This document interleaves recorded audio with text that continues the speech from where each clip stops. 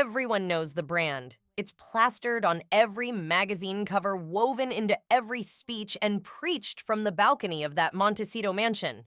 Authenticity. Living your truth. Being real. It's a multi-million-dollar message that Meghan Markle has sold to the world. And for a long time, the world bought it. We bought the fairy tale of the self-made woman who found her prince. It was glossy, it was perfect, and it was ready for prime time. But there is a massive problem with building your entire empire on the concept of truth.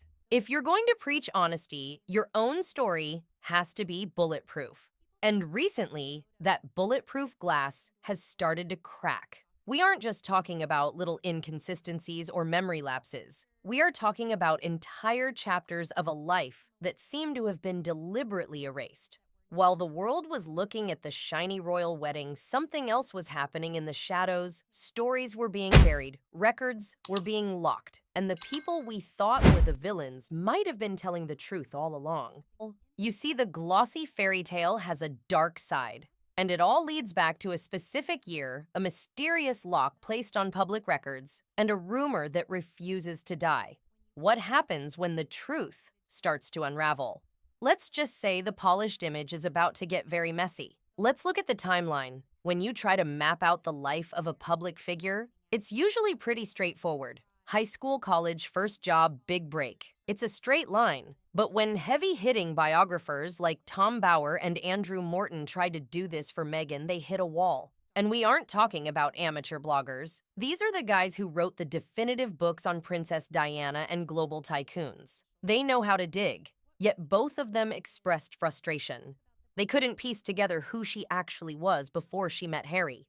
It was described as a struggle to find the real Meghan. It's like trying to put together a 1,000-piece puzzle, but someone has removed the center section and burned the box. You can see the edges, the Northwestern graduation, the deal or no deal briefcase, the Suits premiere.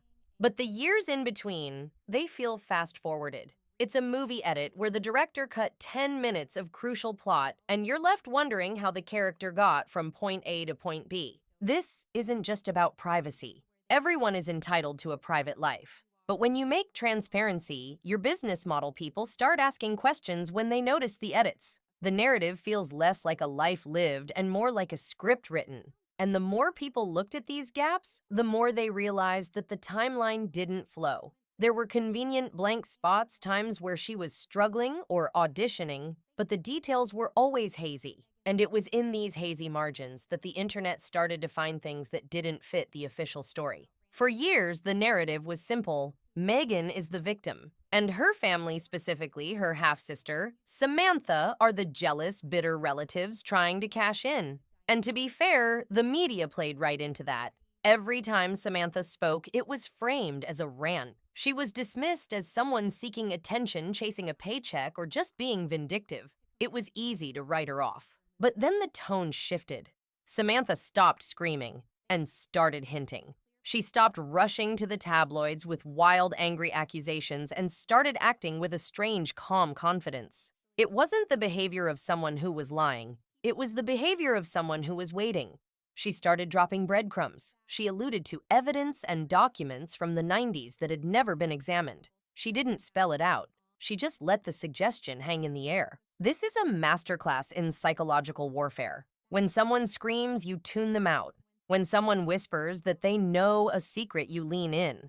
Samantha began to look less like a villain and more like a witness for the prosecution. She hinted that the authenticity brand was built on porkies, lies told to the royals to secure the bag. And the internet, realizing that Samantha wasn't backing down, started to wonder, what if the jealous sister was actually the only one telling the truth? This is where things go from celebrity gossip to investigative thriller. With the seed of doubt planted, internet sleuths decided to do what journalists were too afraid to do: go to the source. A persistent rumor had been circulating about 1997. Why that year? Because it's one of those blank spots in the timeline. Someone decided to write to the California Birth Records Office to see if anything came up under the name Rachel Meghan Markle for that year. Now, usually you get a no record found and move on, but that's not what happened.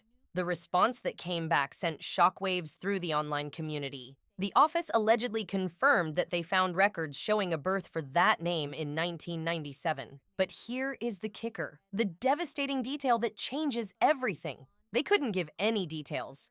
Why? Because the records were sealed. Let's look at the timing. Because in investigations, timing is everything. These records weren't just random private files. The lockdown on these specific documents allegedly happened in December 2018. Let that sink in. Meghan and Harry married in May 2018. She was pregnant with Archie, fully integrated into the royal family and at the height of her fame. 7 months after the wedding, a 21-year-old record gets locked down tight. Why wait 2 decades to seal a record unless it suddenly became a liability? It wasn't just birth records either. People found that documents related to her first marriage to Trevor Ingleson were also incredibly difficult to access, as if a digital scrubber had gone through her past. The civil ceremony with Trevor had almost no witnesses, no family, just strangers. It was a pattern of secrecy that was becoming impossible to ignore. When the internet smells blood, it goes into a frenzy. And for a while, that frenzy focused on a man named Giuliano. You might remember this phase, thumbnails everywhere with giant red arrows pointing to a random blonde guy labeling him the secret husband. The theory was that Joe was the father, the secret ex, the missing link to 1997. People went deep. They dug up photos, analyzed timelines, and convinced themselves that this was the guy. He was dubbed the Ghost Groom. It was a compelling story the secret lover left behind for fame. But there was a problem. It wasn't true. The more people dug into Joe, the more the theory collapsed. There was no marriage license, no credible witnesses, no photos that couldn't be explained away. It was a house built on quicksand. And eventually, even the most hardcore theorists had to admit they had hit a dead end. But looking back, you have to wonder, was the Joe Giuliano theory a distraction? In magic, they call it misdirection. You get the audience staring at your left hand so they don't see what your right hand is doing. While everyone was chasing a ghost named Joe, the real story was sitting right there in the family tree. Once the dust settled on the Joe theory, the investigators didn't stop, they just pivoted. They realized they shouldn't be looking for strangers. They should be looking at the people who were there all along. The focus shifted to the Markle family itself, specifically a cousin named Sean Johnson. This is where the speculation gets uncomfortable and incredibly specific. The internet started analyzing photos of a child often referred to as Noel, who had appeared in family contexts. They started doing side-by-side comparisons. And I'm not talking about vague resemblances. People were analyzing ear shapes, smiles, and facial structures. They pointed out that this child shared striking similarities with both the Markle side and, well, let's just say the resemblance was uncanny. The theory that emerged was explosive. What if family roles had been rearranged? What if a child born in that missing 1997 window was raised within the family, but the parentage was obscured to protect a young Meghan's future career? It sounds like a soap opera, but remember the phrase that kept coming up: what she told Harry wouldn't match the truth. If Harry had known about a past pregnancy or a secret child, would the royal wedding have happened? That's the billion-dollar question. The implication is that the fairy tale was sold to the prince under false pretenses. The authenticity wasn't just a brand, it was a mask. And if the mask slips, the whole royal narrative falls apart. But if you think the timeline gaps are strange, wait until you hear about the medical mystery that has the internet completely divided. This is where things get really dark, and the rumors go from intriguing to career-ending. According to the transcript and the whispers circulating in these investigative circles, there is a massive contradiction involving Meghan's ex-husband, Trevor Ingleson. Now, Trevor has famously stayed quiet. He took the high road right, he didn't give interviews, didn't write a tell-all. But according to sources close to the situation, Trevor allegedly made a comment that completely shatters the official narrative. The rumor is that Trevor confirmed Meghan had a hysterectomy during their time together. Let that sink in for a second. If that is true, and again, we are looking at the allegations that are fueling this fire, then how do you explain the pregnancies that followed? How do you explain Archie? How do you explain Lilibet? This is why the surrogacy and moon bump theories have confused so many people. It's not just people being mean. It's people trying to do the math on a biological equation that doesn't add up. If the 1997 birth records exist, that means she could have children back then. But if a medical procedure happened afterward with Trevor, well, you see the problem. It creates a timeline where physically the fairy tale pregnancy in the royal family becomes medically impossible without help that was never disclosed to the public. And remember, in the royal family, the line of succession is everything. Born of the body is the legal requirement. If she lied about how those children arrived, or if she lied about her medical history to the royals, that isn't just a little white lie. That is constitutional fraud. And while we are digging into the things that don't add up, we have to talk about the yacht girl allegations. The transcript mentions this, specifically noting that Samantha's new claims make the old yachting rumors look tame by comparison. For those who don't know, the yacht girl theory is the dark underbelly of the Cannes Film Festival and the glamorous European social scene. It suggests that before the fame before suits, Meghan was navigating high society waters in a way that wasn't exactly official. The timeline critics point out that she was living a lifestyle that her acting credits simply couldn't pay for. Who was funding the travel? Who was paying for the clothes? The rumor mill suggests she was a social hostess on mega yachts, rubbing shoulders with the elite long before she met Harry. Why does this matter? Because it fits into the erased past narrative. If you are trying to market yourself as a humanitarian and a feminist icon, you scrub the internet of any photos or connections to that world. You delete the blog posts. You ghost the people who knew you back then. But here is the danger of erasing your past. The people you left behind still have their memories, and Samantha Markle seems to be hinting that she knows exactly who paid the bills during those struggling years. When Samantha says the truth would destroy the marriage, she isn't talking about Meghan being annoying. She is implying that the origin story Harry was told is completely fabricated. If the prince fell in love with a humanitarian but married someone with a for sale sign on their past, that is a betrayal that goes beyond simple family drama. Let's go back to the Noel situation for a moment, because we glossed over just how deep the internet investigators went on this. It wasn't just, oh, they look alike.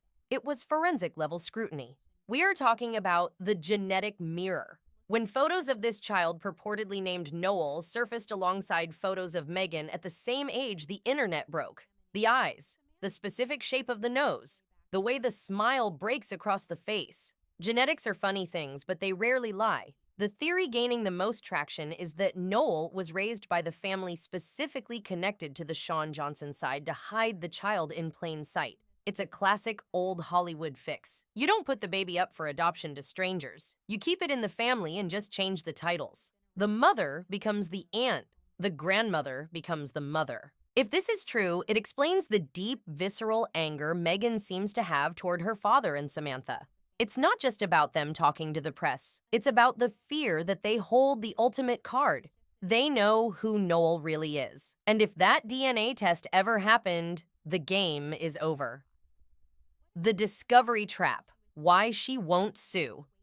This brings us to the most important question of all. If these rumors are so wild, so damaging, and so false, why hasn't Meghan sued Samantha into oblivion for this specifically? Meghan is not afraid of a lawsuit. She sued the Mail on Sunday over a letter. She has legal teams on retainer that cost more than most people earn in a lifetime. So why allow your own sister to insinuate you have a secret child and a fake history? The answer is one word: discovery. In the legal world, discovery is the phase where both sides have to show their cards. If Meghan sues Samantha for defamation regarding the 1997 child or the fake pregnancies, Meghan has to prove those claims are false. That means handing over medical records. That means unsealing the very documents she fought to lock away. That means undergoing a DNA test to prove she isn't related to that child. It is a trap. Samantha knows it, and Meghan knows it. If Meghan sues, she opens the door to the public seeing the files she has spent millions to hide. If she doesn't sue, the rumors stay alive and the brand continues to crumble. It is a stalemate. Samantha is betting that Meghan loves her secrets more than she hates the rumors. And so far, that bet is paying off. The silence is the only defense she has left. But as we know, silence in the face of such specific accusations doesn't look like dignity anymore. It looks like guilt. And that is where the authenticity brand finally dies. You can't be authentic while holding the door shut on your own closet full of skeletons. The world is watching the door, and thanks to Samantha, the lock is starting to pick itself. Just as the Sean Johnson theory was heating up, a physical letter surfaced. It was allegedly connected to Samantha, and it didn't just hint at family secrets, it seemingly addressed them. Handwriting experts went to war in the comment sections. Was it real? Was it fake?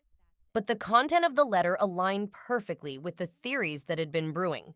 It spoke of unresolved matters of children of lies. And the timing, brutal. This letter dropped right as Meghan was trying to pivot her brand yet again, moving away from royal drama and toward lifestyle and wellness. It was a PR nightmare. But the most telling part of this entire saga isn't the letter or the photos or the records. It's the silence. In the world of PR, if someone tells a lie about you that is this damaging, that you have a secret child, that you faked your history, you deny it. You sue. You shut it down immediately. You don't let a rumor like that fester unless you are afraid of what a court case would reveal. Discovery is a dangerous thing. The Sussex camp has been silent. Samantha hasn't been sued for these specific insinuations. The records remain locked. The silence is deafening. It acts as a vacuum, sucking in more speculation and giving weight to the rumors. If it was all nonsense, it would be easy to disprove, but they haven't. And that is what keeps the internet awake at night. So where does that leave us? We have a duchess who preaches honesty but has a locked-down past. We have a sister who went from villain to vindicated.